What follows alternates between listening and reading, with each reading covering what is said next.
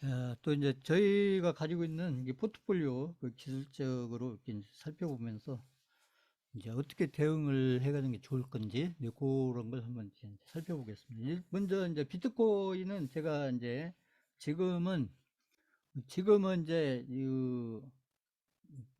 적극적으로 매수를 해야 될 시기입니다. 근데 이제 이렇게 많이 사지 말고 제가 늘 얘기했듯이 한 1년 정도, 1년 정도, 2023년도 1년, 이게 이제 비트코인 제가 이제 오랜만에 일봉으로 제가 보는 거예요. 일봉 지금 차트는 크게 의미 없어요. 이미 깨질 게 다 깨졌기 때문에 일봉으로는 이제 크게 의미가 없는데, 제가 일봉을 제가 보여드리는 것은 뭐냐면 이제 그 매수하는 것 때문에 제가 일봉을 제가 보여드리는 거고, 그래서 지금 보면 비트코인이 일봉으로 보면 이렇게 내려왔다가 이제 이렇게 좀 올라와 있는데, 이게 지금 올라오고 이런 건 뭐 크게 의미 없어요. 이건 이제 아직 뭐 이게 본격적으로 어떤 상승 어떤 흐름으로 지금 방향을 잡은 게 아니기 때문에. 그래서 여기 보면 이제 제가 얘기하려는 것은 이제 이 일봉을 보고, 여기 보면 이제 그 여기서 보면 이게 빨간색으로 돼 있는 게 이게 음봉이에요. 여기 빨간색이 음봉입니다. 그러니까 예를 들면 이렇게 빨간색으로 이렇게 이 음봉이 있잖아요. 여기 음봉. 빨간색 음봉이 나오면 그 다음날 이렇게 이제 일봉이 이제 앞으로 2023년도 1년 동안, 2023년도 1년이면은 이게 365일이잖아요. 365일인데, 그래서 비트코인은 이렇게 이제 365일, 토일, 일요일 없이, 공휴일도 없이, 이렇게 365일 이렇게 돌아가는 시장이 이게 비트코인 시장이니까, 그러니까 1년 365일 중에서 365일이 365일 내내 양봉 나오는 것도 아니고 음봉 나오는 것도 아니니까, 이거에서 절반만 잡아도, 예를 들면 365일을 이렇게 절반으로만 나눠도 이게 거의 한 180일이잖아. 180 대략 한 180일 정도 되는데, 이 180일 정도를 어떻게 보내느냐, 이게 뭘 하면서 보내느냐. 그래서 앞으로 1년 동안 시간을 이제 잘 보내는데, 그냥 시간을 보내는 게 아니라 뭘 하면서 보내느냐가 중요한데, 이제 비트코인 관련해서 그렇습니다. 그래서 비트코인과 관련해서 1년 365일을 내가 어떻게 보낼 거냐, 이게 중요한데, 그러면 대략 365일 중에서 한 절반, 이게 한 절반, 50% 정도가, 이 절반 정도가 음봉이 나온다. 이렇게 전체적으로 봤을 때. 이렇게 하면 180일 정도 음봉이, 한 반 정도에서 180일 정도 음봉이 나온다고 이렇게 이제 가정을 해보면 이런 얘기죠. 그러면 이렇게 해서 음봉이 나올 때마다 많이 사지 말고, 이렇게 음봉이 나올 때마다, 음봉이 나오고 나서 여기서는 빨간색이죠. 빨간색이 나오면 그 다음날, 빨간색이 나오면 그 다음날, 빨간색이 나오면 다음날. 그래서 업비트 같은 경우는 제가 얘기했듯이 오전 9시, 그러니까 오전 9시면은 이제 새로 이게 리세팅이 되니까, 리셋이 되니까, 그때에 일봉이 양봉인지 음봉인지 결정이 난다니. 그러니까 9시 좀 지나서, 9시 지나서 보면 앞에 지나간 하루 동안 그 비트코인이 양봉 만드는지 음봉 만드는지 확인이 되니까, 그 판단도 아니고 그냥 확인이 되니까. 그래서 음봉이 딱 확인이 되면, 그러면 이걸 많이 사지 말고, 이게 돈이 많다고 해도 그냥 일단 시간을 잘 보내는 게 중요하니까. 근데 뭘 하면서 보내느냐가 중요한 거고. 그러니까 일단 음봉이 나오면 이게 많이 사지 말고, 그만큼 살 수 있을까요? 그냥 한 만 원어치만 사세요. 만 원어치만. 이게 만 원어치만 사도, 이게 180일 사면, 있잖아요. 180일 사면, 이게 만 원어치 180일 사면 이게 거의 한 180만 원치 되잖아요. 180만 원치. 180만 원치. 근데 이제 자금이 적으신 분들은 이제 이렇게 하시라는 거죠. 그러니까 예를 들어서 자금이 적으신 분들은 내가 돈도 얼마 안 되는데 뭐 비트코인 사나, 이렇게 하지 말고, 일단 자금이 적으신 분들도 이렇게 포기하지 마시고, 일단 본인들 그냥 자금에 맞춰서 이걸 한 번에, 바닥에 한 번에 다 산다 이렇게 생각하지 마시고, 그냥 어차피 지금은 제가 이렇게 월봉 주봉 보여드리면서 계속 설명드렸던 거잖아요. 지금은 제가 봤을 때 어디가 바닥이 될지 모르기 때문에 어디가 바닥이 될지 모르기 때문에 지금은 이 지금 매수를 적극적으로 하셔야 될 텐데 이 매수를 반드시 분할로 해야 된다. 분할로 한 번에 하시면 안 되고. 근데 이제 본인들 자금이 적으신 분들은 그냥 하루에 10,000원씩 이렇게 음봉이 나오면 하루 10,000원 사고 또 음봉 나오면 바로 사고 이렇게 하시고, 그러면 한 1년 지났을 때 그도 한 180만 원치 매수를 한 게 된다. 물론 이제 가격이 좀 이렇게 달라지겠지만 대략 봐서 한 180만 원 정도 이렇게 사놓은 게 되는 거니까 이 원금을 기준으로 했을 때요. 180만 원치 사는 거니까 이것도 적은 게 아니라는 거죠. 그것도 좋은 구간에서 사는 거니까 매수 구간으로 따지면 그렇잖아요. 좋은 구간이 되는 거니까 그냥 막 여기 있다가 막 무슨 막 큰 기대를 두고 이렇게 하지 마시고 그냥 이렇게 시간 어차피 보내는 거 그냥 10,000원치 사놓고 10,000원치 사놓고 이런 식으로 하시고, 그럼 내가 좀 자금이 된다. 그러면 이 자금이 좀 내가 나는 10,000원으로 좀 부족하다. 그런 분들은 예를 들어서 5만 원치를 사든, 아니 나는 좀 더 사겠다 하면 한 10만 원씩 이제 본인들 자금에 맞춰서 저는 이제 10,000원을 이제 예를 들어서 설명드리는 거고, 이 자금이 적으신 분들은 이것도 좋다는 거죠. 10,000원어치 이렇게 사는 것도 좋다. 이렇게 하시고, 그러니까 아무것도 안 하는 것보다 나는 돈이 얼마 안 되는데 내가 뭘 해. 이렇게 하실 게 아니고, 일단은 내가 자금이 적으면 적은 대로 거기에 맞춰서 적극적으로 뭔가 하는 게 중요한 거고, 그랬을 때, 지금 비트코인 같은 경우가 지금 봤을 때 제가 봤더니 적극적으로 매수를 해야 되는 시기인데, 이걸 한 번에 하시면 안 되고, 이렇게 1년 동안 내가 음봉 따라서 철저하게 매수를 조금씩 해간다 생각하면 되는데, 일단 자금이 적은 분들은 10,000원, 내가 자금이 좀 많은 보다는 좀 더 크게 해야겠다. 5만 원, 3만 원 줬고 5만 원 줬고, 그 내가 한 10만 원치 하겠다. 그러면 한 10만 원치, 10만 원치 이렇게 하면은 1년 동안 사시면 그게 한 1,800만 원치 되지 않겠어? 1,800만 원치. 이렇게 이해 가세요? 이게 해서 이렇게 해서 급하게 살려고 하지 마시고 1년 내가 시간을 잘 보낸다. 그런데 시간을 내가 좀 의미 있게 보내겠다.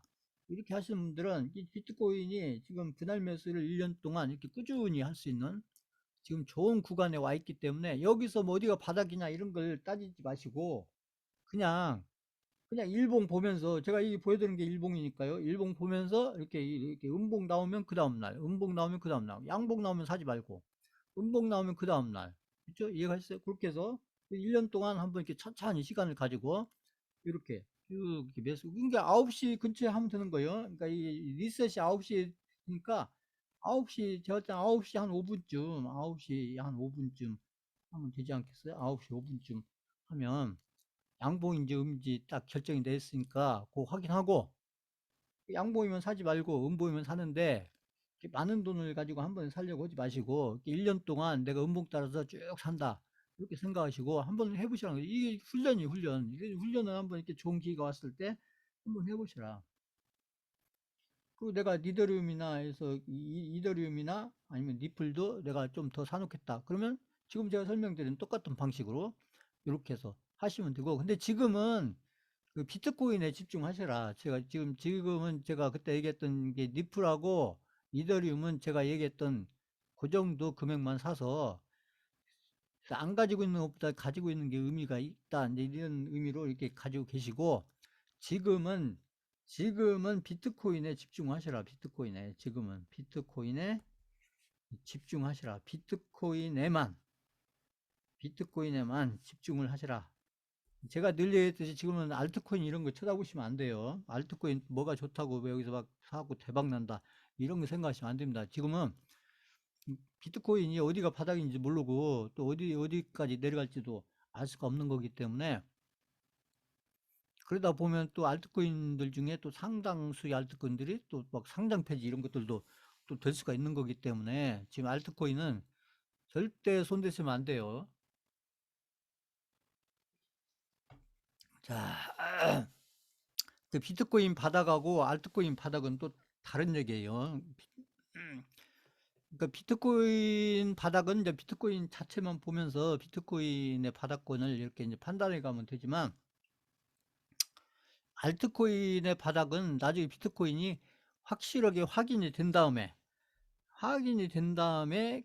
그 다음에 그때 가서 흐름을 보고 그때 가서 해야 될 문제이기 때문에 지금은 알트코인 수많은 알트코인이 있지만 하나도 쳐다보시면 안 된다. 이건 제가 계속 반복해서 말씀드리는 거예요. 그래서 그렇게 하시면 되고요. 그래서 그 다음에 이제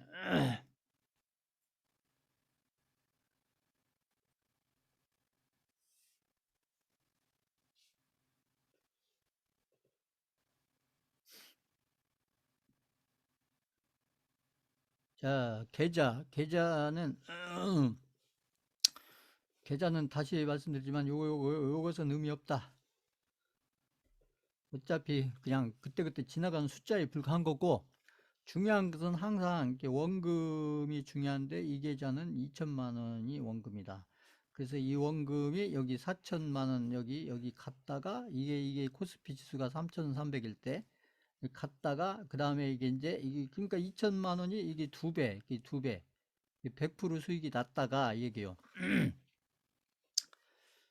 근데 이제 이분 같은 경우는 이게 대선주를 처음부터 한 게 아니고, 그 셀트리온도 한 게 아니고, 그 대선주 하는 게 중간에 시작한 거예요. 대선주 처음부터 한 게 아니고 중간에 해서 이게 요렇게 두 배를 갔다가, 중간에 폭락장도 있고 했지만 이렇게 두 배를 갔다가, 이게 3,300 갈 때 두 배를 갔다가, 여기 이제 많이 내려올 때는 2,400까지 400까지도 내려왔다가, 그 다음에 이렇게 3,000까지 갔다가, 다시 또 다시 또 2,600까지 내려갔다가 다시 2,800 얼마, 거의 2,900, 3,000을 온 건 아니지만 거의 2,900, 이렇게 이렇게 해서 이제 시장 흐름에 따라서 시장이 올라갈 때 계좌도 같이 불어나고, 시장이 내려올 때 조정받고, 올라갈 때 같이 올라가고 내려오고, 이걸 같이 시장과 같이. 그래서 포트폴리오를 잘 짜놓고 제가 얘기한 비중을 잘 관리하면, 시장이 올라갈 때 시장 흐름보다 더 좋은 흐름으로 계좌를 관리해 갈 수가 있다.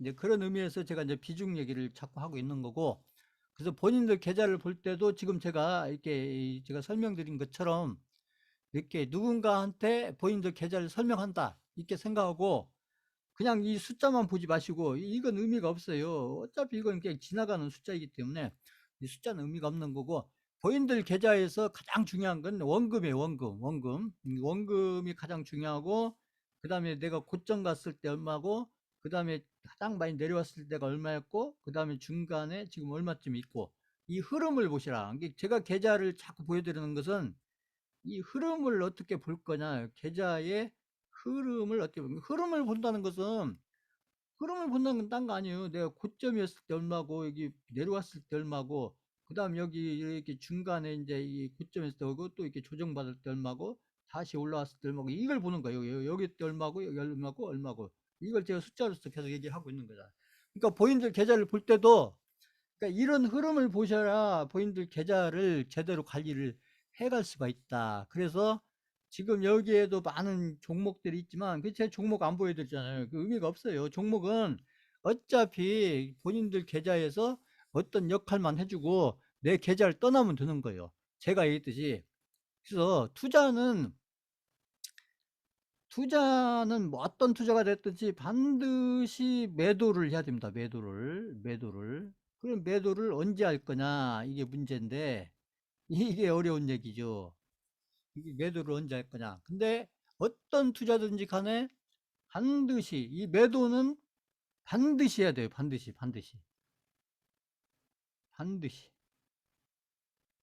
반드시. 종목을 하시든 금을 하시든 달러를 하시든 아파트를 하시든 땅을 하시든 뭘 하든지 간에 내가 투자를 목적으로 했다 그러면 반드시 매도를 해야 투자가 끝이 나는 거예요. 근데 매도를 안 하면 투자가 끝이 안 난다 이 얘기죠. 그 의미가 없어요. 근데 이제 어떤 타이밍에 할 거냐, 이게 중요한 거죠. 그 시장에 대한 판단도 잘 해야 되고, 계좌에 대한 판단도 잘 해야 되고, 그 다음에 본인들이 가지고 있는 종목에 대한 판단도 잘 해야 되고, 그 세 가지. 이제 주식에서는 세 가지를 다 보면서 판단을 해야 돼요. 이게 계좌에 대한 판단도 해야 되고, 어차피 계좌를 불려가는 게 중요한 거니까. 그러니까 계좌에 대한 판단도 해야 되고, 시장에 대한 판단도 해야 되고, 그 다음에 종목에 대한 판단도 해야 되고, 이 세 가지 판단을 해가면서, 그러면서 관리를 해가야, 그래야 본인들 계좌가 예를 들어서 10년에 10배를 만들겠다. 그러면 지금 제가 얘기한 이런 흐름을 보면서 계좌를 관리를 해가는 게 중요하다. 이 얘기를 이제 그런 의미에서 그렇잖아요. 지금 계좌가 가장 중요하니까. 그래서 제가 이제 같은 계좌를 보여드리면서 그 흐름을 자꾸 설명을 드리고, 그 본인들 계좌를 혼자 보면서 누군가한테 내 계좌를 설명한다 했을 때 어떻게 설명할 건가. 그걸 한번 해보세요. 그것을 본인들이. 남한테 설명할 필요는 없지만, 혹시 내가 설명을 해야 된다면 내 계좌에 대해서 어떻게 설명할 건가. 그것도 중요하다는 얘기죠. 자, 이제 그렇게 보시면 되고요.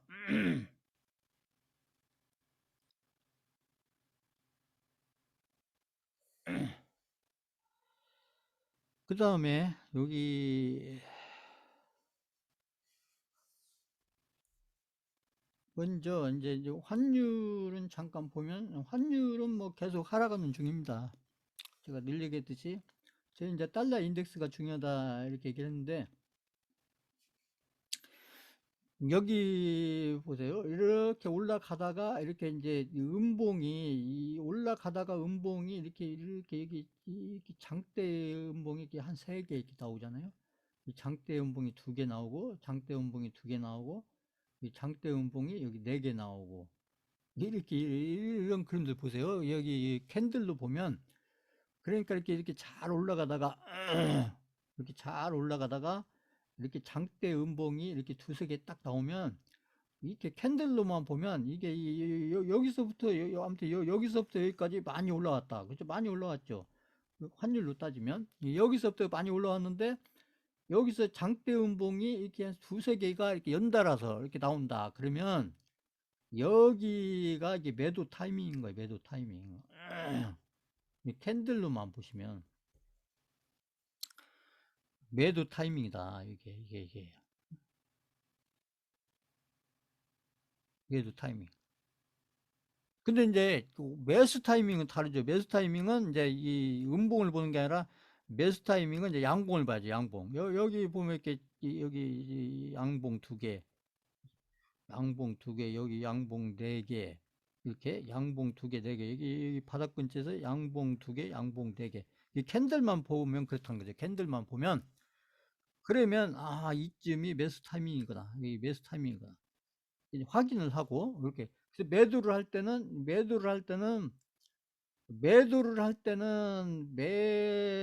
때는 이 장대 음봉이 중요하다. 장대 음봉.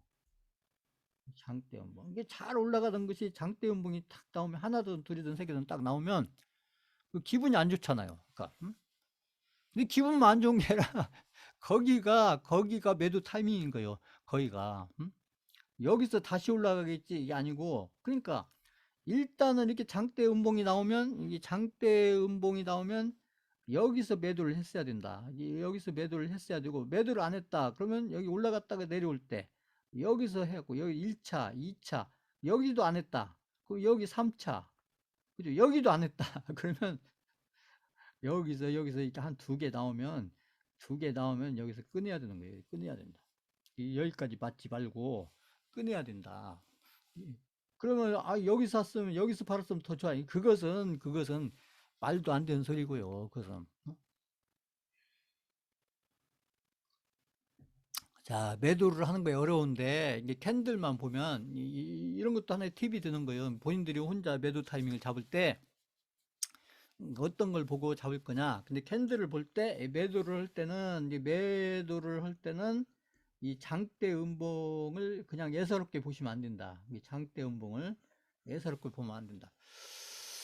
거기가 매도 타이밍이고, 이제 살 때는 이제 여기 아까 장대 양봉, 이 장대 양봉이 중요한 거고요. 그러니까 자, 이제 그렇게 보시면 되고, 그래서 이제 환율 같은 경우도 이렇게 해서 여기서 이렇게 해서 여기가 마지막 매도 타이밍이었다. 그 이후에는 이제 이렇게 흘러내린다. 그래서 이렇게 내려올 때는, 제가 늘 얘기했듯이 내려올 때는 이게 고점이 내려오는 게 중요한 게, 고점이. 고점이 내려오는 게 이게 중요한 거고, 고점이 내려오면 이게 하락 추세인 거예요. 올라갈 때는 이제 저점이 올라가는 거고, 저점이 이게 달라요. 이게 뭘 보느냐가 중요한데, 그 추세를 보실 때, 이렇게 중장기로 추세를 보실 때 상승 추세 있을 때는 이렇게 저점이 올라가는지 내려가는지 이걸 보시면 되는 거고, 하락할 때는 이렇게 이제 고점이 내려오는지 아니면 고점이 올라가다 하는지 이제 그런 것들을 잘 관찰을 해야 관찰을 저는 관찰을. 자, 그래서 이게 이제 환율은 이제 이렇게 하락 추세로 접어들었어요. 제가 봤을 때는 접어들은 거고, 그 다음에 이제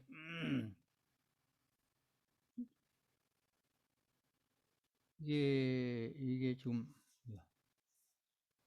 아까 제가 얘기한 이게 이제 원유 아까 뭐 달러 인덱스는 비슷하니까요. 원유 아까 제가 원유 얘기했기 때문에 아까 그 물가 가지고 원유 얘기했는데, 여기 보시면 유가 이게 유가 원유 이 원유도 보는 게 중요해요. 투자자 입장에서 이게 경기하고 관련이 되기 때문에, 이 물가하고도 관련되고 경기하고도 관련되기 때문에 이 원유도 이렇게 살펴보는 게 중요합니다. 근데 여기서 보면 아까 제가 얘기했던 6월달이 여기 유가가 여기 고점이었잖아요. 보세요. 125달러. 125달러. 125이 고점. 6월달, 여기 6월달. 아까 제가 얘기했던 6월달이 고점이었고, 유가가 이게 고점 지나서 이게 월봉으로 본 겁니다. 월봉. 이 월봉으로 유가를 보면 여기 2022년도 6월달이 여기가 고점이었다. 고점. 그 다음에 이렇게 쭉 내려오면서 유가가 왜 내려왔냐가 중요하지 않아요. 그러니까 유가가 여기 125달러까지 갔다가 여기 77달러까지 이렇게 내왔다. 그래서 77달러까지 이게 유가가 이게 125달러까지 가서 20달러까지 내려오니까 이렇게 해서 하락을 했다는 거죠. 유가가 하락을 하니까 이 하락에 맞춰서 아까 제가 했던 소비자 물가가 하락을 한다는 얘기예요. 소비자 물가가.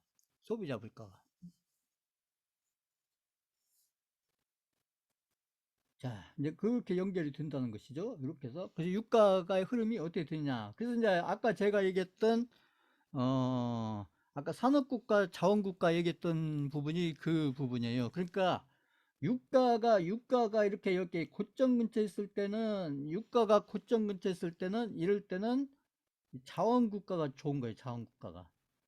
자원국가가 막 엄청나게 돈을 버는 거죠. 이게 유가가 고점에 있을 때는 자원국가가 떼돈을 버는 거고, 소위 얘기해서 말이 그런데 아무튼 유가가 고점에 있을 때는 자원국가들이 엄청난 돈을 버는 거고, 여기처럼 여기 언제 여기 코로나 왔을 때 유가가 막 여기 얼마 내려갔어요. 여기 마이너스까지 내렸어요. 여기 보세요. 마이너스 유가가 여기 이렇게 이 마이너스 25달러. 이게 말도 안 되는 소리잖아요. 실제 그랬어요. 이렇게 코로나 때 이 마이너스 25달러는 뭐냐면, 오히려 기름을 가져가면 돈을 줬다는 거죠. 기름을 가져가면 돈을 줬다. 돈을 보태주면서 기름을 줬다는 얘기죠. 그럴 때도 있었어요. 코로나 때, 그때. 응? 그래서 그때 막 석유가 끝났다. 그러니까 이렇게 기름값이 여기 마이너스는 아니더라도 기름값이 이렇게 막 25달러 막 이렇게 내려와 있으면, 여기 있잖아. 25달러 이렇게 기름값이 이렇게 내려와 있으면, 이때는 어느 나라가 좋냐? 이게 산업국가가 좋다는 거예요. 산업국가가 좋다는 건 거꾸로 자원국가가 안 좋다는 거고, 그죠? 여기 자원국가가 좋다는 것은 산업국가가 안 좋다는 거고, 그 얘기가 드는 거예요. 이렇게 해서. 그래서 유가고, 여기, 특히 이제 산업국가가 여기 있잖아요. 비용하고 관련이 돼서, 이렇게 해서 이런 흐름들을 이렇게 잘 연결시켜 보면, 이게 아까 제가 설명드린 그 부분이 여기 그림에 다 나와 있는 거예요.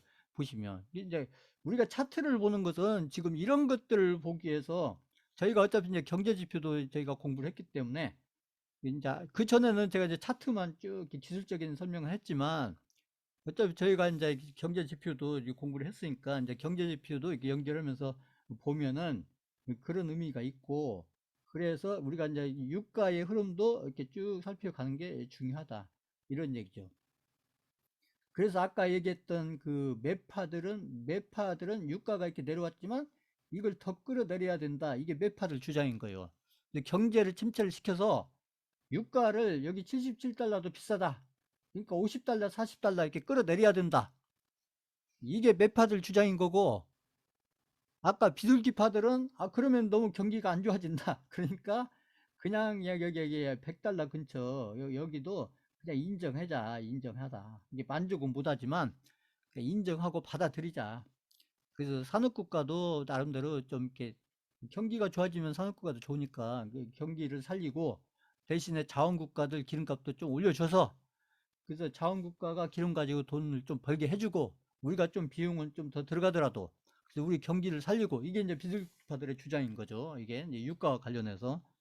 자, 이제 그렇게 보시면 되는 거고, 아무튼 이제 설명을 아까 했기 때문에 또 이제 이런 그 연결이 되는 거죠. 그러니까 자, 그래서 유가도 이렇게 나름대로 이렇게 한 번씩 살펴볼 필요가 있다. 안 보면 이 흐름이 어디로 가고 있는지 모르니까요. 이게 일주일에 한 번씩이라도 봐야 유가 흐름이 이렇게 가고 있구나.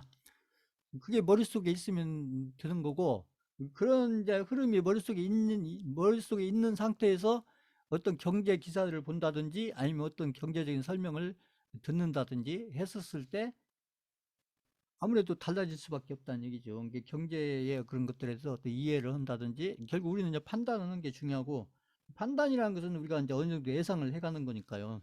근데 그게 이제 어떤 근거를 가지고 판단을 해가느냐, 이게 중요한데, 자, 그게 이제 이런 기술적인 부분도 될 수가 있고, 이제 경제 지표도 좀 참고가 될 수가 있다. 이런 얘기예요. 자, 그 다음에 오늘이 이제 옵션 만기일이었습니다. 오늘이 옵션 만기일이었는데, 2023년도 1월 달, 그래서 첫 번째 옵션 만기일이었는데, 오늘 코스피를 보면, 코스피에서 외국인이 많이 샀잖아요. 코스피에서 외국인이 많이 샀고, 이제 코스닥에서는 개인이만 샀어요. 코스닥에서는 기관이 팔았고, 그러니까 코스닥은 뭐 이 흐름이 안 좋아요. 근데 어제는 또 반대였어요. 어제는 이제 코스닥에서 외국인이 많이 샀는데 오늘은 이제 개인이 많이 사고, 그래서 코스피는 외국인만. 근데 코스피를 외국인 산다는 게 중요해요. 이게 이제 코스피가 가야 또 코스닥도 가니까.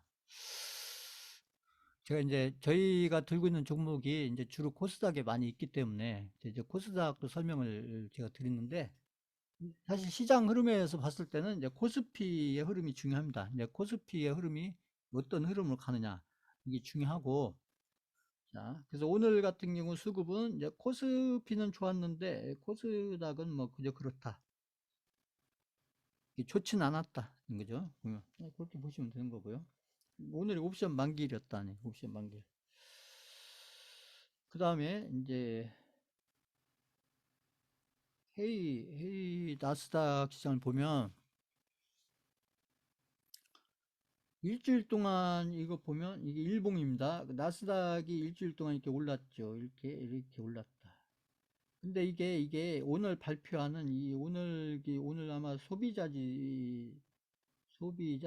아까 제가 또 소비자 지수, 아까 CPI, 이게 지금 이제 시장에서 그 예상하는 거하고 발표되는 것을 지금 시장에서 이거에 대해서 지금 예상을 상당히 지금 긍정적으로 하고 있어요. 긍정적으로 하고 있어서, 그래서 긍정적으로 해서 이게 나스닥에 이게 선반영됐다. 선반영.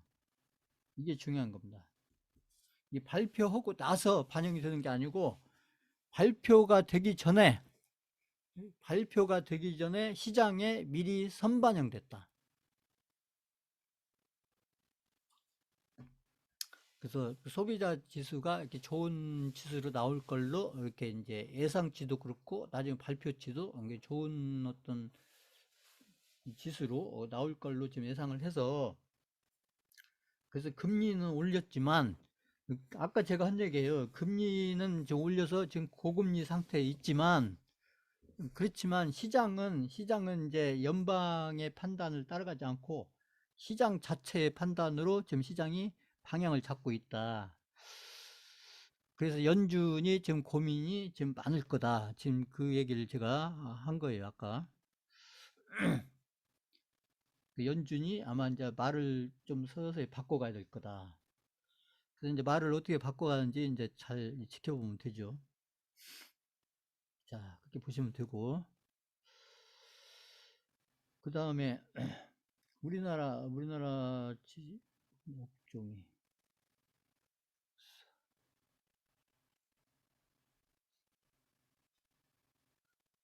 자, 우리나라 또 보시면 우리나라가 이 보세요. 이 코스피를 보면 코스피가 이 일봉으로 본 겁니다. 일봉으로 보면 일봉으로 보면 코스피가 자 여기 보세요. 이제 이런 흐름이 중요해요. 여기 2134 여기 내려왔다가 그러니까 2134 코스피가 내려왔을 때 아까 그 계좌가 이게 2400 이렇게 300인가 400인가 이렇게 내려왔었고 그랬다가 여기 2000 여기가 500 정도 되잖아요. 2500 정도 갔을 때 이 계좌가 이게 한 3000 정도 이렇게 갔다가 그다음에 여기 다시 여기 시장이 이렇게 조정을 받았잖아요.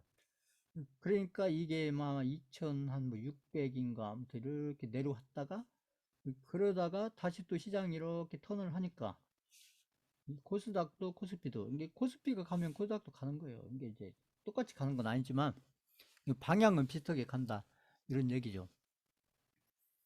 그래서 이렇게 가니까 다시 계좌가 여기 뭐 한 2,900 근처, 2,900 간 건 아니지만 2,900 근처 이렇게 가는 거예요. 이렇게 시장의 지수가 내려오면 내 계좌도 내려오다가 이 지수가 올라가면 내 계좌도 이렇게 불어났다가 그래서 여기 또 이렇게 시장이 내려오면 또 내 계좌도 이렇게 줄었다가 또 시장이 올라가면 내 계좌도 불었다가 이것은 이제 이렇게 포트폴리오가 잘 돼 있어야 이런 흐름으로 간다는 얘기죠. 근데 본인들 포트폴리오가 잘못되어 있거나 시장하고 맞지 않는 포트폴리오 돼 있으면 그냥 지수는 가는데 내 계좌는 가만히 있거나 계좌는 더 나빠지거나 이래요. 시장 내려올 때는 더 내려오고 계좌가 더 줄고 시장 올라갈 때는 또 안 불어나고 이게 포트폴리오가 문제가 있는 겁니다. 근데 이런 것들을 잘 살펴보시라는 거죠.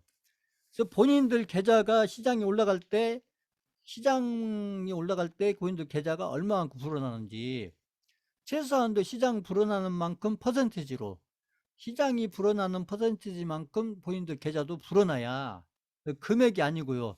그 퍼센티지만큼 불어나야 그거 계산해 보면 되니까 그것은 그래서 본인들 계좌에 있는 포트폴리오가 문제가 있는지 없는지 문제가 있다면 어느 쪽에 문제가 있는지 종목에 문제가 있는지 포트폴리오에 문제가 있는지 이런 것들은 이제 본인들이 찾아야 되는 거예요. 본인들이 그쪽에서 이제 그런 것들을 하시라고 제가 이제 계좌도 보여드리고 여기 시장 설명도 해드리고 쭉 하는 거예요. 그러니까 제가 설명드리는 이제 이런 것들을 참고로 해서 본인들 계좌를 관리를 한다는 얘기는 그 계좌를 그냥 아무 변화 없이 쭉 가지고 간다 이게 관리가 아니고 그때 본인들한테 도움이 되는 쪽으로 본인들 계좌가 불어나는데 도움이 되는 쪽으로 계좌의 내용이라는 건 종목이죠. 계좌의 종목을 변화를 줘야 된다. 그래서 제가 어떻게 변화를 줘야 되는지 제가 그거 있잖아요. 뭐요? 그 종목 교체라든지 있잖아요. 종목의 비중이라든지 이런 설명들을 제가 구체적으로 종목 가지고 해드렸잖아요. 이게 그런 것들을 원래 이제 본인들이 그렇게 해가야 되는데 제가 그것을 종목을 구체적으로 제가 드리면서 그러면서 비중을 어떻게 드려야 되고 그 다음에 종목들의 변화를 어떻게 줘야 되는지 그 기준을 제가 설명드린 거고 그래서 그런 기준들에 맞춰서 자꾸 변화를 줘야 그래야 본인들 계좌가 나중에 3년 후, 5년 후, 10년 후에 계좌가 자꾸 좋아지는 쪽으로 간다. 이제 이것이 중요한 거예요. 포인트가 이게. 자, 이제 그런 것들은 이제 본인들이 하셔야 되니까 그런 것들은 이게 제가 설명드린 걸 잘 이렇게 이해를 하셔가지고 본인들 계좌에 적용을 해야 된다. 그것을 제가 드리는 설명은 설명이고 또 본인들 계좌는 아무런 변화가 없고 그러면 의미가 없다는 얘기죠. 그렇게 하면. 자, 그런 걸 하셔야 되는 거예요, 이제는. 그래도 이제 제 교육을 중강의만 해도 지금 거의 1년 넘게 쭉 듣고 계시기 때문에 본인들 생각도 바뀌어야 되고 본인들이 이렇게 그 관리하는 내용도 바뀌어야 된다. 그럼 어떻게 바뀌어야 되냐? 본인들이 투자자로서 생각이 어떻게 바뀌어야 되고 그 다음에 본인들이 관리하는 그 내용들이 어떻게 바뀌어야 되냐? 그게 중요한 거죠. 그게. 자, 이게 스텝 바이 스텝 하세요. 이렇게 한 번에 확 하려면 힘드시니까 스텝 바이 스텝. 조금씩이라도 해보시라는 얘기죠. 조금씩이라도. 전혀 안 하는 것보다 조금씩이라도 이렇게 변화를 자꾸 해보셔라. 그래야 본인들이 발전을 한다. 얘기입니다. 자, 그 다음에 이제 이 종목들을 아무튼 우량주부터 삼성전자부터 쭉 살펴보겠습니다. 자, 이 삼성전자 보세요. 삼성전자. 삼성전자도 제가 좀 오랫동안 설명을 제가 해드리고 있는데, 삼성전자도 보면 여기 이때가 이제 이 최근에 바닥이었고, 그 다음에 이렇게 쭉 상승을 하다가 이 흐름이 중요한 거죠. 그리고 여기서 조정받고 또 올라갈 듯 하다가 또 조정받고, 그죠? 근데 여기서 보면 여기서 RSI 여기는 구덩이를 뭐 조금 팠고 그러니까 이런 데가 굉장히 중요한 자리인 거예요. 이게 우량주에서 그 개별주도 마찬가지지만 그 다음에 여기는 이제 구덩이를 판 건 아니지만 그래도 여기 RSI가 여기 30 근처 30 근처 오면 여기가 제가 늘 얘기했듯이 여기 RSI가 30 근처에 오면 이런 데가 과매도 구간인 거예요. 과매도. 여기도 그래요. 과매도. 그러니까 안 팔아도 되는 물량을 누군가가 팔았다. 그 누가 개인들이 안 팔아도 되는 걸 팔았다는 얘기죠. 그래서 삼성전자가 이렇게 올라오는 동안에 예, 개인들이 엄청나게 팔았다는 거 아니에요. 삼성전자. 어? 그건 돈 벌고 팔았겠어요? 개인들이 수익 나고 팔았겠습니까? 개인들이 여기 샀다가 여기 팔았겠어요? 여기 샀다가 여기 팔고 그거 아니죠. 개인들이. 그래서 어쨌거나 삼성전자가 어쨌거나 이렇게 조정을 받고 이렇게 다시 올라가고 있다. 이게 삼성전자가 이렇게 올라가니까 그러니까 중요한 것은 삼성전자가 이렇게 상승을 하니까 우리 코스피가 상승을 한다. 코스피가. 삼성전자가 상승을 하니까 코스피가 상승한다. 이게 중요한 거죠. 이게. 그러니까 그 외국인들은 제가 얘기했듯이 이게 누가 그래 외국인들이 이렇게 흐름을 만들어 가는 거죠. 외국인들은 여기서 여기만 해도 지금 몇 프로잖아요. 몇 프로. 몇 프로. 제가 그 달러 인덱스하고 환율 가지고 외국인들이 삼성전자를 왜 사는지 제가 설명을 드렸는데 그러니까 외국인들은 이 삼성전자를 사가지고 이게 단가로 따져서 꼭 여기가 아니고 이 단가를 사가지고 외국인은 삼성전자 사가지고 플러스 10%만 나도 외국인들은 엄청 큰 수익인 거예요. 생각을 해보세요. 외국인들이 여기서 단가로 이렇게 1조 원치를 사가지고 10%만 나도 외국인들은 이게 천억이잖아요, 천억. 이게 중요한 거예요. 외국인들은 1조 원치 사가지고 10%만 나도 천억이잖아요, 수익금이 천억. 거기다가 지금 달러는 떨어지고 있는데, 제가 달러 가격은 떨어지고 있는데, 이걸 삼성전자를 바꿔가지고 10% 수익이 났다.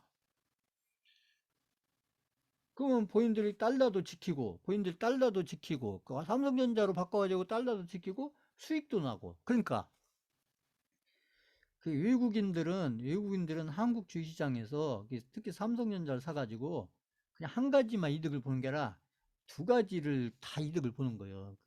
팔 때 보면, 두 가지 이득을 잡는다. 환율 가지고도 이득 보고, 그 다음에 이 수익 가지고도 이득 보고. 어차피 자기들이 많이 사서 종목을 관리하는 거니까. 그래서 외국인들은 이렇게 10% 20%만 수익 나도 엄청나게 크다. 그래서 개인들하고 다르다는 거죠. 개인들하고. 그러니까 그걸 잘 보셔야 되고, 이것도 제가 여러 번 설명드린 건데, 그래서 그래서 외국인들하고 개인하고 다르다. 왜 삼성전자를 하느냐? 외국인들이 삼성전자를 하는 이유하고 이 개인들이 삼성전자를 하는 이유가 전혀 다르다. 그게 어떻게 다르냐? 이것을 자꾸 생각을 하셔야 된다는 거죠. 카카오도 마찬가지입니다. 카카오도 이런 게 매집인 거예요. 이가 우량주인데, 카카오도 지금 보면 시가총액이 지금 한 27조 뭐 이렇게 되잖아요. 카카오 시가총액이. 한때는 카카오가 50조, 60조였어요. 시가총액이. 그러니까 카카오가 저기 18만 원, 17만 원 이렇게 갈 때는 시가총액이 50조, 60조 됐던 겁니다. 그래서 이렇게 매집을 했으니까, 그러니까 여기가 중요하죠. 여기 가격을 거의 지키잖아요. 이런데 조금 조정을 더 하긴 했지만, 여기 장대 양봉 나왔던 이 가격을 거의 지키잖아요. 그리고 나서 또 떼드니까 여기 시간이 많이 지나니까 또 슬슬 이렇게 또 이렇게 가격을 만들어 가잖아요. 그럼 보면 여기 보면 카카오가 여기가 4만 5천 원, 5만 원, 여기 5만 원 근처 있었고, 5만 원 근처 있고, 지금으로 따지면 지금 뭐 거의 한 6만 원대 근처 있는데, 보시면, 그럼 6만 원대 근처에서 카카오가 이제 지금 2023년도 지금 1월인데, 이게 2023년도 12월이나 아니면 2024년도 여기 1분기 그때쯤 갔을 때 카카오가 어디쯤 가 있을 거냐, 이게 중요한 거죠. 근데 그런 그림들이 지금 그려지고 있는 거예요. 그때 가서 그게 그려진 게 아니라 지금 어디쯤 가 있을 건지 지금 그거에 대한 지금 그림을 지금 그리고 있다. 이렇게 바닥권에 있을 때. 그 어디가 있을 거냐. 최소한도 제가 볼 때 카카오는 이때 가면 최소한도 지금 여기 지금 12만 원이잖아요. 12만 원, 6만 원, 6만 원 대비해서 6만 원에서 생각해 보세요. 6만 원에서 여기 12만 원만 가도 6만 원에서 12만 원만 가도 이게 100%잖아요. 100%. 100% 보셔요. 그렇게 갔으면 좋겠다가 아니고, 그래서 올해 말이나 내년 초에 카카오가 그렇게 가 있는지 안 갔는지 한번 보시면 되잖아요. 근데 이왕이면 사서 가지고 가면 더 좋지 않겠어요? 사서. 자, 이제 그런 것들을 이제 지금부터 해가지고 앞으로 1년 동안 카카오를 쭉 봐가면, 그렇게 해가지고 카카오가 나중에 10만 원 이상 가 있게 되면, 그러면 그동안 1년 동안 카카오를 쭉 보면서 내가 또 사가지고 가지고 있으면 더 좋겠죠. 그렇게 해서 카카오를 쭉 이렇게 관찰을 해가면 그 과정을 통해서 본인들이 이 카카오를 보는 눈이 달라지고, 그게 나중에 또 다른 우량주를 할 때 그게 또 도움이 된다는 얘기죠. 이게 이 카카오로 끝나는 게 아니고. 그래서 제가 같은 종목을 갖고 자꾸 보여드리면서 설명하는 게, 이게 또 나중에 또 다른 종목을 할 때 비슷하게 적용이 되기 때문에 제 설명을 계속 같은 종목, 비슷한 종목 가지고 계속 해드리는 거예요. 그래서 그 SK 바이오사이언스도 마찬가지입니다. SK 바이오사이언스도 이런 게 매집이에요. 매집, 이런 게 매집. 그리고 여기 이런 데 장대 양봉, 그죠? 이렇게 보고, 그리고 보면 그런데 여기 장대 양봉 나와서 이런 가격. 그래서 이 장대 양봉 나오면서 나온 이 가격을 거의 지키잖아요. 이게 중요한 거예요. 이게 아무것도 아닌 것 같지만 이게 굉장히 중요한 겁니다. 이 장대 양봉 나오면서 만들었던 가격을 지킨다. 그러다가 이제 또 이게 또 때 되면 또 이런 데서 또 뭐 이렇게 장대 양봉, 이제 거래량에서 장대 양봉 나오고, 그 다음에 이게 이제 장 시작하고 뭐 그렇게 보실 필요는 없지만, 이게 본인들이 어차피 실력을 늘리려면 이게 장 시작하고 어떤 종목을 보실 때 장 시작하고 어떤 내가 관심 있는 종목을 볼 때, 장은 9시에 시작하잖아요. 9시에 시작해서 10시까지, 9시에서 10시까지 이렇게 가격이 오르고 내리고 이거 보는 거 의미가 없어요. 그건 의미가 없고, 9시부터 10시까지는 뭘 보셔야 되냐면, 이 거래량이 어떻게 바뀌는가 보셔야 돼요. 거래량이.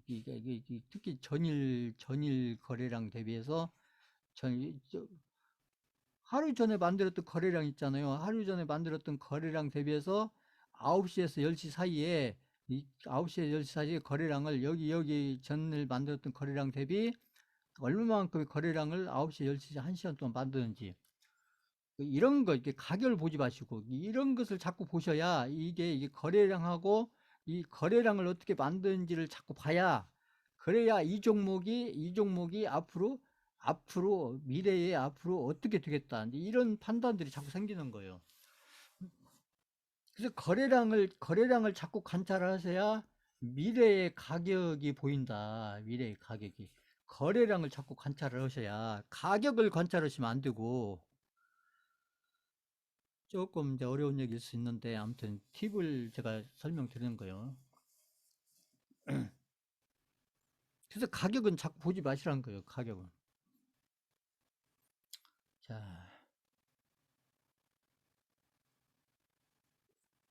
그 다음에 또 이제 저희가 들고 있는 종목 몇 개 이렇게 보겠습니다. 여기 코리아나 코리아나 보세요.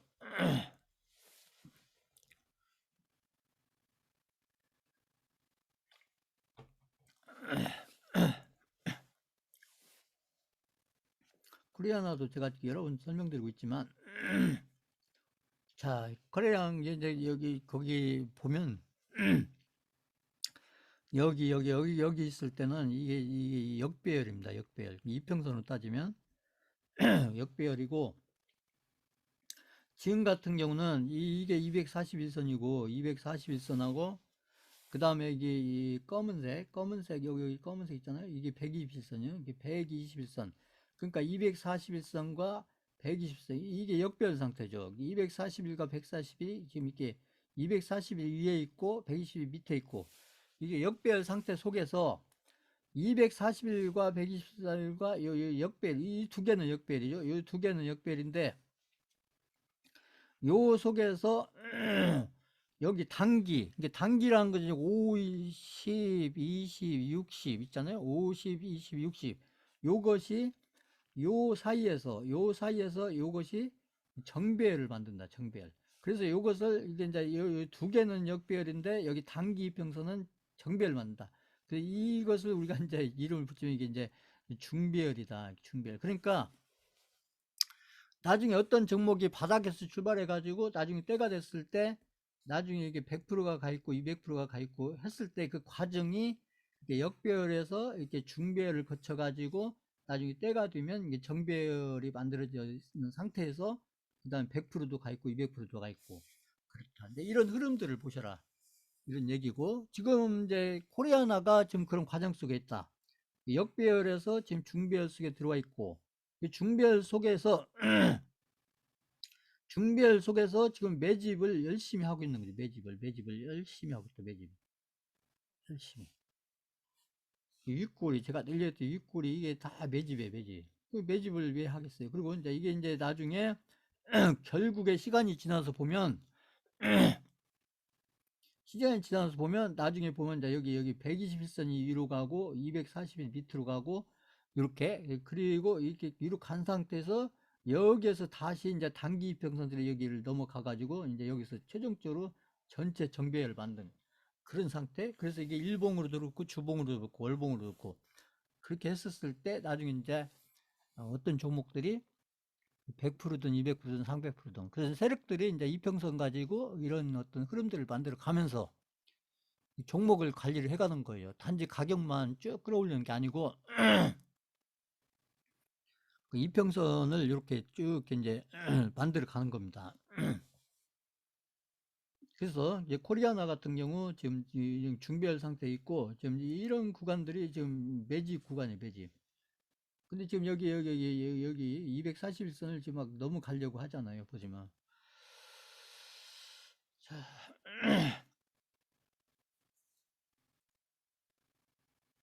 그래서 코리아나도 마찬가지입니다. 코리아나도 지금 제가 얘기하는 어떤 뉴스 플러스 테마를 지금 염두에 이 코리아나 관련한 세력이 두고 있는 거예요. 그 다음에 여기 이지도 보세요. 이지도. 이지도 보면은 이지도 이제 이지는 아직 요 사이에 들어오진 않았죠. 요 사이는 들어오지 않았는데 아까 코리안하고 다르죠. 그래서 여기 밑에서 약간 매집을 하고 그리고 나서 이제 이 속으로 들어가려고 하는 게 중배열 속으로 들어가려고 하는 거예요. 중배열 속으로. 그래서 들어가는 과정에서 이렇게 이제 이 거래량이 장대 양봉이 나오면서 그 다음에 이게 캔들도 이렇게 뭐 상한가까지는 아니더라도 그래도 막 20% 가까이 이렇게 탁 끌어올려 놓잖아요. 보시면. 그러면 여기도 마찬가지예요. 여기 캔들을 보시면 여기 어디 보시면 여기 일봉으로 봐서 그런데 지금 몇 달이에요, 몇 달. 여기 뭐 한 달, 두 달, 석 달, 넉 달, 다섯 달. 그죠? 근데 여기 거의 한 5개월 동안 쫙 내려왔더니 가격을 그냥 하루에 끌어올리잖아요, 요새 이거. 하루에.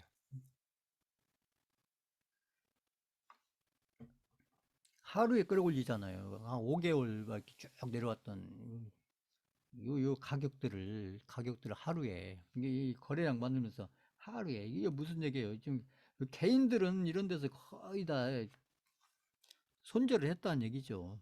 보면.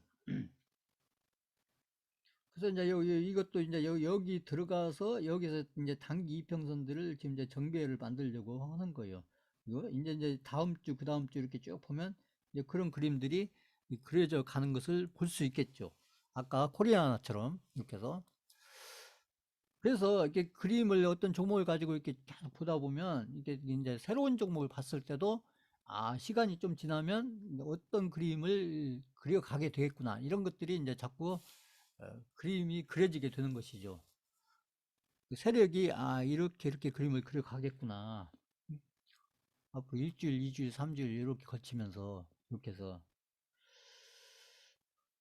이제 그런 생각들이 미리 들게 하기 위해서 그래서 이 세력들이 미래의 그림을 나도 미리 이렇게 그려보기 위해서 그래서 이게 기술적인 해석을 자꾸 해보는 겁니다. 그래서 세력들이 그리려고 하는 그림하고 내가 예상했던 그림하고 이렇게 자꾸 맞아 떨어지게 되면 그러면 이제 내가 이제 돈 벌 일만 자꾸 생기지 않겠어요? 결국 그만큼 관리를 잘 하게 될 테니까. 이렇게 되면.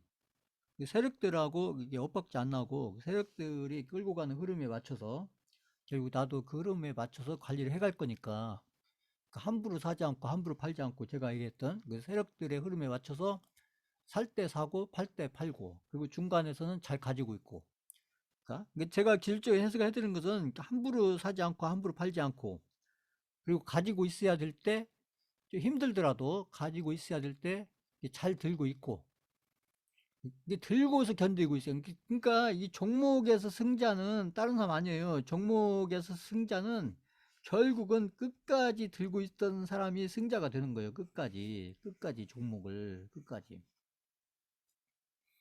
이제 바닥권에 사서 세력이 들어가 있는 종목을 바닥권에 사서 결국은 누가 개인 투자에서 누가 최종적인 승자가 되냐면 결국 끝까지 들고 있었던 사람들이 최종적인 승자가 되는 겁니다. 그게 어렵죠, 개인들은. 그게. 그걸 잘하기 위해서 이게 기술적인 해석을 자꾸 하는 거예요. 끝까지 들고 가기 위해서. 자, 그 다음에 뭐 나무 아이비는 뭐 지금 이렇게 나무 아이비는 아까 여기 역배열을 거쳐서 여기 보시면 여기 중배열 여기 중배열 여기 보시면 여기 중배열 구간이 짧았죠. 나무 아이비는 여기 121선하고 241 사이에서 이렇게 정배열 만들면서 여기 보시면 241을 넘어갔죠. 그리고 지금 이게가 세 개가 지금 정배열 상태에 있잖아요. 정배열 상태.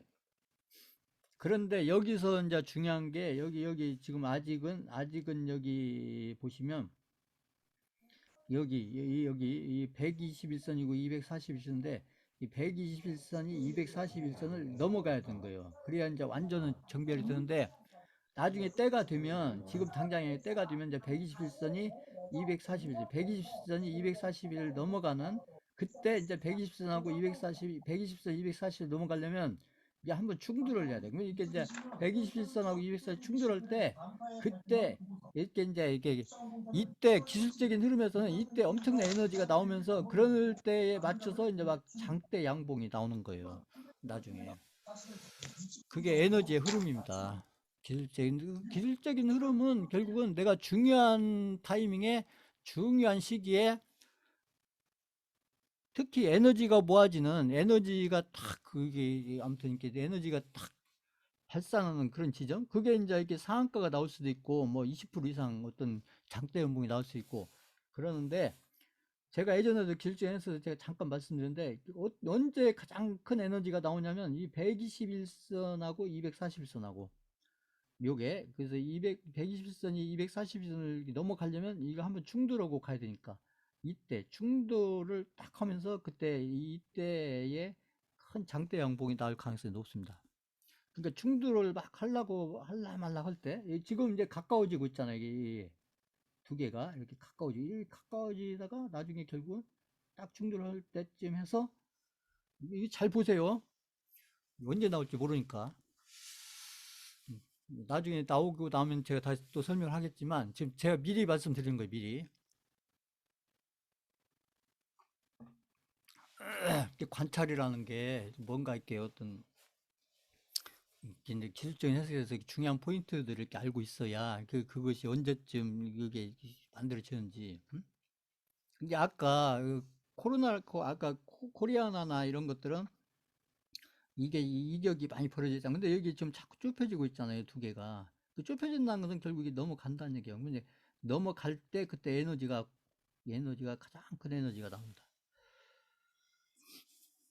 그러니까 이 차트라는 것도 이게 제가 얘기했잖아요. 이 차트라는 것이 굉장히 이게 과학적이다. 이게 과학적이라는 게 뭐냐면 이게 에너지 흐름이에요. 그 에너지가 뭐냐 또 설명은 없는데 에너지 흐름입니다. 이게 에너지 흐름이 이게 바로 이제 파동의 흐름이죠. 파동. 파동 이꼴 에너지인 거예요. 파동이 과학적으로는 좀 어려운 얘기인데 이게. 그래서 이렇게 주식 투자 잘하신 분들이 이게 물리학 하신 분들이 주식 투자 잘하는 분들이 많이 있어요. 파동을 잘 알기 때문에 이게 경제학 하신 분들보다 물리학 하신 분들이 주식 고수들 중에 물리학과 출신들이 많이 있습니다. 파동을 잘 알기 때문에. 자, 실제 미국의 월가나 이런 데 보시면 물리학과 출신들이 많아요. 거기 보시면. 그 다음에 이 범양근영. 범양근영은 아무튼 여기 보세요. 범양근영도 아직 이 중별 상태에 들어가려다가 다시 내려왔잖아요. 여기 보시면 여기 120하고 242선 사이에 여기 이게 들어가려고 하다가 다시 내려왔다. 다시 역배열. 그러면서 이렇게 여기 역배열에 있다가 여기 중배열로 잠깐 이게 다 들어간 건 아니에요. 여기 61선이 안 들어갔잖아요. 그러니까 이 들어가려고 했다가 다시 나와가지고 결국 이제 때리면 다시 들어가겠죠. 그리고 이제 이게 들어가 있고 이게 넘어간 다음에 그 다음에 여기 이제 아까 제가 얘기한 여기 240이라고 120선하고 이제 충돌하는 그 시기쯤 해서 범양거정의 어떤 이제 고점 아니면 이렇게 큰 파동이 그러려면 이제 시간이 좀 필요하죠. 개인들이야 금방 갔으면 좋겠지만 그래서 이게 이제 이렇게 막 위에 가 있으려면 이 이평선들이 이제 그런 어떤 흐름들로 가 있어야 돼요. 나중에. 근데 이제 여기쯤 가면 그때는 이제 이것도 넘어가 있고, 그 다음에 여기도 이게 정배열이 다 돼 있고. 나중에 이제 가서 보세요. 나중에 이제 고점 근처 갔을 때. 이제 그런 흐름들을 미리 예상하면서 기술적인 해석을 하는 거예요. 이게. 미래에 어떤 그림이 그려지겠다. 지금 그림을 그리는 걸로 봐서 지금 세력들이 분명히 이 종목에는 있는데 이 거래량들로 봐서 이런 게 지금 세력들이 있는 거죠. 그 세력들이 있는데 이 세력들이 그림을 지금 어떤 단계의 그림을 그리고 있구나. 그러면 그 다음 단계 그림은 뭐겠구나. 그 다음 단계 그림은 뭐겠구나. 그러면 그런 그림을 그릴 때까지는 시간이 얼마쯤 걸리겠구나. 그래서 이제 그런 것들이 경험이 쌓이다 보면 카운팅이 되는 거죠. 그렇기 때문에 카운팅이 되기 때문에 서둘릴 이유가 없는 거예요. 어차피 기다리면 되는 거니까. 근데 기다리는데 무작정 기다리는 게 아니라 나름대로 어떤 기간을 계산하면서 기다리는 거죠. 그냥 무조건 1년 기다리겠다, 2년 기다리겠다 이게 아니고요. 이게 아니고 이것은 한 1개월 기다리면 되겠다. 아니 이거 2개월 기다리면 되겠다. 3개월이다. 그래서 제가 그 종목 그 집중 그죠? 종목 교체 집중 3개는 제가 그런 계산을 다 하고 드린 거예요. 그거 이건 이 종목은 이 세 종목은 한두 달이면 승부 나겠다. 여러 가지 기술적인 흐름을 봤을 때 그런 걸 제가 다 계산해서 드린 겁니다. 그러니까 한 달 만에 갔잖아요. 자, 그게 그냥 우연히 간 거 아니에요. 그냥 계산상으로 봐서 한 달 안에는 가겠구나. 그래서 제가 그때 강력하게 얘기를 했던 거죠. 자, 근데 그런 걸 어떻게 설명하겠어요. 근데 그걸 지금 제가 이제 설명을 쭉 하다 보니까 이제 그런 설명을 좀 추가적으로 제가 하는 거죠. 어차피 수강생들이 이제 경험을 했던 거니까 했든 안 했든 간에. 자, 그렇게 보시면 되고, 그 다음에 이제 뭐 일성건설도 마찬가지예요. 일성건설도 이게 그림이 안 좋아 보이지만, 그러니까 아까처럼 막 상한가 이런 게 안 나오니까 안 좋아 보이는 거예요. 근데 보시면 이것도 지금 과정 중에 있는 거예요. 여기 지금 역배열에 있다가 지금 여기 서서히 여기 가까이 가잖아요. 그럼 이제 이것이 모아지고 이제 일이 들어간다는 얘기죠. 이게 들어간다. 들어간다. 그럼 시간이 걸린다는 얘기죠. 여기서. 그러면서 이렇게 가기 전에 이게 열심히 지금 세력들이 매집을 하고 있는 건데, 이제 단기적으로 보면 여기 지금 거래량이 확 주는데 이게 좋은 거예요. 거래량이 이렇게 확 터졌다가 거래량이 확 줄잖아. 이게 좋은 그림이에요. 이게. 개인들한테는 별로 안 좋지만 거래량이 확 줄었다가 거래량이 확 주는데 이게 여기 거래량 대비 이게 10% 미만으로 줄면 딱 좋아요. 10% 미만. 이게 그러면 그냥 이게 종목이 거의 안 움직이는 것처럼 보이잖아요. 여기 거래량 대비 이게 10% 미만, 10% 미만. 적을수록 좋다. 20%보다는 10%가 좋고, 30%보다는 20%가 좋고, 20%보다는 10%가 좋고. 여기는 확 줄잖아요. 확. 퍼센트 계산해봐야 되겠지만, 이런 게 좋은 거예요. 이게. 그러니까 차트에서 어떤 그림이 좋은지 이런 걸 제가 이렇게 알려드리는 거예요. 저희가 하고 있는 종목에서. 그럼 나중에 본인들이 혼자 차트를 보실 때, 그냥 멍하니 보는 것보다 제가 지금 설명드린 이런 포인트들을 알면서 보면 그래도 의미가 달라지잖아요, 이게. 이제 그렇게 하시라고 제가 설명을 계속 해드리는 거예요. 이게, 이왕이면 저희가 들고 있는 종목 가지고. 그래서 지금 이 일성건설 같은 경우는 지금 여기서 막 이런 막 이 장대 양봉이 안 나와서 그렇지. 그거야 떼들면 얼마든지 만들 수 있는 거예요, 그거야. 세력들 입장에서. 근데 지금은 이렇게 확 거래량 줄여놓고 그 가격은 또 여기를 딱 지키고 있잖아요. 이런 게 굉장히 좋은 그림이라니까 이런 게. 근데 그러다가 이제 어떤 뉴스하고 연결이 되거나 그럼 여기 일성건설이 기다리는 뉴스가 있죠. 여기 이 세력이. 그럼 그냥 그에 맞춰서 이 상한가를 보내든지 플러스 20%를 보내든지 응? 점 상한가를 보내든지 응? 여기 같은 경우는 지금 막 여기 이평선들이 지금 밑에 막 이런 데 있기 때문에 이 세력이 좀 급하다 하면 막 점 상한가를 보내겠죠. 근데 그럴 수도 있는 거니까 잘 기다려 보세요. 자, 지금 그림만 보고 안 좋다 이렇게 생각하지 마시고 그 세력들은 최대한 개인들 눈에 안 좋게 그려야 돼요. 그게 잘 그리는 그림입니다. 제가 늘 얘기했듯이 개인들 눈에는 막 정비열이 돼 있고 막 그래야 좋은 그림이죠. 개인들 눈에는. 근데 그런 그림은 잘 고점 근처에서 그려진다니까요. 고점 근처에서. 그런 그림들은. 그래서 고점 근처의 차트 그림들이 굉장히 이쁘죠. 개인들 눈에는. 그리고 이렇게 바닥권에 있을 때는 차트가 얼마나 막 안 좋게 보여 이런 데는 다 역배열이잖아요. 다 역배열. 막 이격도 크고 더군다나 막 거래량도 없고 그대로 보니까. 자, 이게 이렇게 안 보이다가 여기 상한가 하나만 딱 나오면 또 종목이 굉장히 좋게 보입니다. 보면 그런 거예요. 개인들 눈에는. 그 다음에 이제 마지막으로 여기 KCC 건설도 마찬가지입니다. KCC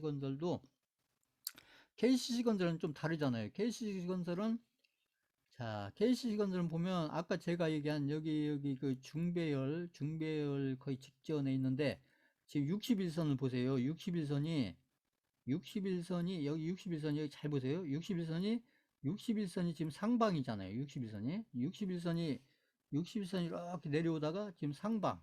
지금 각도가 좀 크게 보이지 않는데, 근데 여기 61선하고 120선하고 충돌 직전에 있잖아요. 여기 보세요. 여기 61선하고 여기 121선, 61선도 이게 이평선으로는 작은 이평선이 아닌데, 그렇잖아요. 음? 이게 충돌 직전이잖아요. 근데 이거 잘 보시다가 이 충돌할 때, 이 61선이 이 101선을 딱 뚫고 올라갈 때, 그때 어떤 그림이 그려지는지 잘 보세요. 계속 보고 있을 수는 없겠지만, 나중에. 자, 그래서 이렇게 이평선이 이렇게 특히 이렇게 이평선이 충돌할 때 충돌해야죠. 이게 결국 여기 뚫고 가려면 충돌을 하고 뚫고 가야죠. 61선이 이 101선을 이렇게 뚫고 충돌해서 올라갈 때 그때 아마 어떤 의미 있는 그림이 그려질 거예요. 나중에 또 그려지면 제가 설명하겠지만 보면 그러니까 이렇게 자꾸 봐야 자꾸 지금 저희가 이렇게 일주일씩이라도 이렇게 보고 있으니까 마침 지금 이 시기에 이 그림을 보게 되는 거예요. 안 보고 있어 봐요. 안 보고 있으면 이런 그림을 볼 수가 없죠. 근데 일주일 단위라도 보니까 지금 이게 충돌하기 직전에 있잖아요. 여기 보시면. 근데 여기 보면 거래량이 없죠. 거래량이 없잖아요. 근데 이 KCC 건설은 이 대주주가 물량을 이 전체 물량 중에 상당히 많은 양을 가지고 있어요. 그러면 유통 물량이 적다. 그러니까 이 거래량 여기 이 KC 건설의 이게 상당 부분을 대주주가 가지고 있고 그다음에 유통 물량이 적다. 이게 유통 물량이 적다. 이런 종목이 이게 품절주인 거예요. 품절주 얘기 들어보셨어요? 품절주. 그러니까 유통 물량이 적기 때문에 세력 입장에서 이게 관리하기가 좋은 거죠. 이게 유통 물량이 적기 때문에. 이제 그런 포인트도 있어요. KCC 건설 같은 경우는 이제 다른 종목하고 이제 다른 면이 이제 그런 면이 있습니다. 그렇기 때문에 이제 때가 되면 좋은 파동을 그릴 수가 있다. 지금 이런 그림만 보고 안 좋다 이렇게 생각하시면 안 된다. 다 여기를 거쳐서 나중에 좋은 그림이 그려지는 거예요. 근데 여기만 넘어가면 이제 이게 중배열로 가고, 그다음에 여기를 넘어가면 이제 정배열 상태로 가는데, 거기다가 이게 품절주다. 이게. 자, 제가 이제 포인트 몇 개 쭉 제가 설명드렸는데, 이런 식으로 이제 보면서 연결시키면서 이렇게 기술적인 해석을 해가야, 그래야 본인들이 또 새로운 종목을 가지고 나중에 기술적으로 하면서 또 종목을 관리해 갔을 때, 나름대로 이렇게 의미 있는 관리를 해가게 되는 거고, 그렇게 해서 시간을 보내야, 그래야 본인들이 기다릴 수가 있고, 그리고 왜 기다려야 되는지 그 이유를 알고 기다린다. 그냥 무작정 기다리는 게 아니고, 이유를 기다려야 되는 이유를 알고서 기다리는 거예요. 기술적 해석인 게 내가 기다리는 걸 잘 하려고 하는데 그냥 무작정 기다리자는 게 아니고 기술적인 해석을 보고 왜 내가 여기서는 기다려 줘야 되는지, 그 세력이 상한가를 만들려면 내가 여기서 왜 기다려 줘야 되는지 이런 이유들을 알고서 기다리면 된다는 얘기죠. 근데 그런 이유들을 내가 알고서 하기 위해서 기술적인 해석을 하는 겁니다. 자, 오늘 강의는 이걸로 마치겠습니다.